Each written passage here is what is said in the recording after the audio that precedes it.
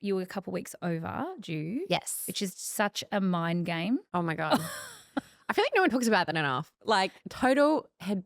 Yes, Sorry, absolutely. Like it just is, especially first time around the block. Oh my God. I can tell you it won't ever be that stressful again. Yeah. You kind of just go, it'll get here when it gets here. But the first time around, like there's so much anticipation. It's stressful. Everyone's got their opinion. Tell us, what was that like? I will never, ever share my due date ever again.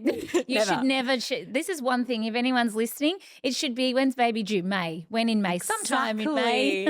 Never again. If someone is so adamant on a date, like a family member, I'm going to lie. I'm going to tell like a month out and then just surprise them. Baby's here. It was such a mind game. And also Sean had already taken paternity leave. So he had been 3 weeks off by the time she actually came. We were just like twiddling our thumbs at home when we were in the process of moving house. And we also knew that with every week that went on that she was late meant that we weren't going to have much time to move house. Basically, we're scheduled to move out of our apartment 3 weeks after her due date and move into our new home. It was just like so much anticipation, and our home was in boxes. Romy had been in breech position up until around like 38 weeks. So I think like those last 2 months was just so much like overthinking everything and trying to get her into optimal position and like doing all the tools, the moxibustion and the acupressure points and all the appointments. It's just too much. Like I feel like I'm over obsessing about it, and I just need to get into acceptance about what will be, and I've done my best. I just shouldn't try and control the situation so much that it's sending me so crazy. So I just tried to like surrender a bit, and that's when I tapped in more into like doing all my hypnobirthing and lots of baths and just slowing down. And the closer that I was creeping up to my due date, for me it was just such an emotional thing as well, because I'd done all my birth preferences and I'd always dreamt of a water birth. With every week that went on, that was slipping further and further out of my hands. I was doing a lot of research. I found out in France that their due date isn't until 41 weeks. For me, I was like quite confident in just waiting and just seeing how she was going. I was getting all my checks. She was fine. She had gotten into optimal position. She had flipped at that point. I'm just going to wait it out. And I was lucky I had an obstetrician who was happy to wait with me and respected my wishes. As much raspberry leaf tea as I drank and as many dates as I ate, it just wasn't happening.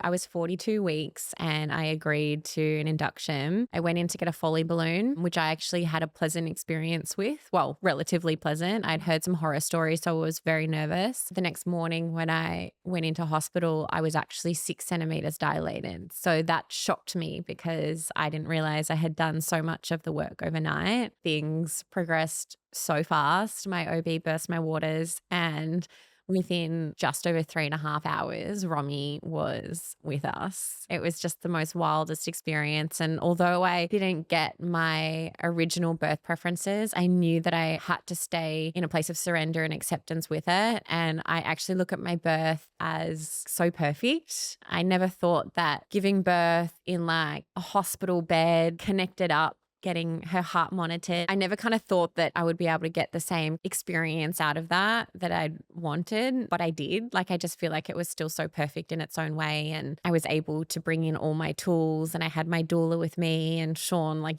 did not let go of my hand the entire time. It was just like so beautiful. I'm also so glad it was quick. Yes. I never really wanted to take pain medication. I really wanted to try and experience the full array of sensations and feelings. A couple hours in, I was like, I'm nuts for thinking this. Like, things progressed so quickly that it just didn't happen for me. And I transitioned and I actually got to experience the full array of sensation, and it was just amazing. I think also to the point of you going, I did all the things still add up. You know, you feel like it's failed because it hasn't got the end result that you thought that it would. But then all of a sudden, overnight, 6 centimeters dilated, like that all contributes. I think the hard part is how connected our mind is to our body, especially first time around. Like, I had a very long experience with Olivia's birth, but I was actually petrified in hindsight, like petrified in I didn't know what was going to happen. Part of that was my body just not progressing. It's just wild.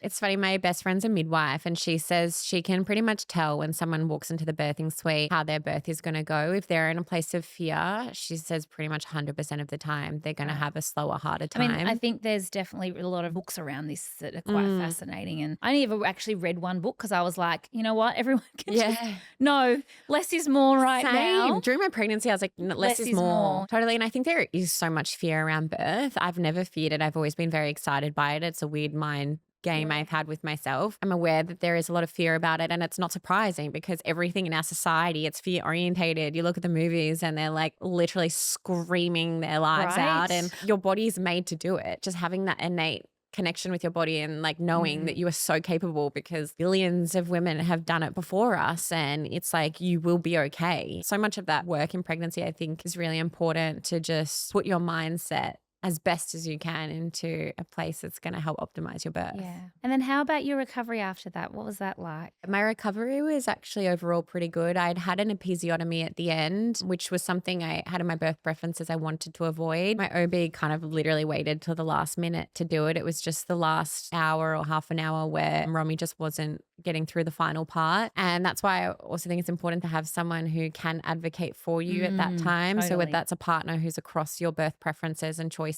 For me, I had my doula. It was so reassuring in that moment because I turned to her and I was like, should I do the episiotomy? Like, is this right? And she was like, yes, like this is the time. And I just had got such a sense of relief of, okay, no, it's fine. It's fine. And it's such a little thing, but it's such a big thing in that moment. It was an interesting week because we ended up moving house 7 days after I gave birth. And it wasn't just moving into our house. It was your home build is delayed again. So you need to find somewhere to live for the next 4 to 8 weeks. Don't really know how long. So I was packing a suitcase for myself and Romy, like in a blur of sleep deprivation, being like, I don't know how long we're going to be floating between Airbnbs and family and such. It was totally a whirlwind, but it's amazing how our hormones just kick in and take over and you just like do it. Blows your mind how capable the female body is. I don't think I would have ever survived on that kind of sleep deprivation prior to having a baby. You wouldn't have. No, there's no way. It's absolutely insane. But when you have all those hormones, it's like, all right, we're on, you know. Right. I also had my 30th that week. It was just a lot. We checked into Home Postpartum, which is like a postpartum recovery center in Melbourne. And that was like so amazing for me. I just wish that more women had access to this kind of thing. And I wish we prioritized it more in our society. For me to get like so nurtured in that following like 7 days, to me, 100% a game changer. I've spoken to women on my podcast about, you know, like postpartum depression and different things. And I just think this is such an important thing,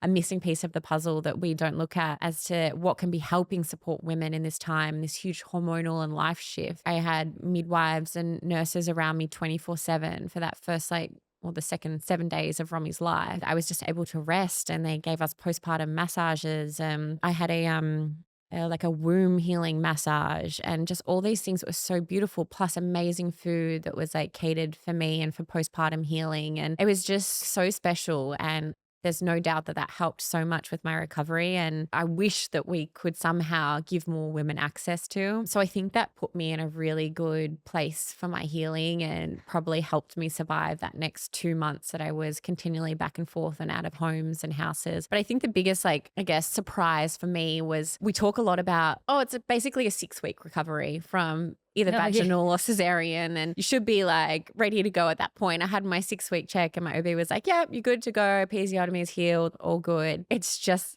like not the reality. And I had no idea. And I actually said to my friend the other day that now being at 6 months postpartum was probably the first time I really felt I saw myself again. I saw myself back in the gym, able to do things that I hadn't felt comfortable doing prior. I felt for the first time like really confident and okay with leaving Romy with someone else and that she was going to be okay and it wasn't consuming my mind the whole time that I was out. It's the first time I just felt bits of me had come back and I realized that it's not a 6-week healing. It's like a 6 to 12 month, if not more, healing journey. So I think that was one of the biggest, awakenings for me.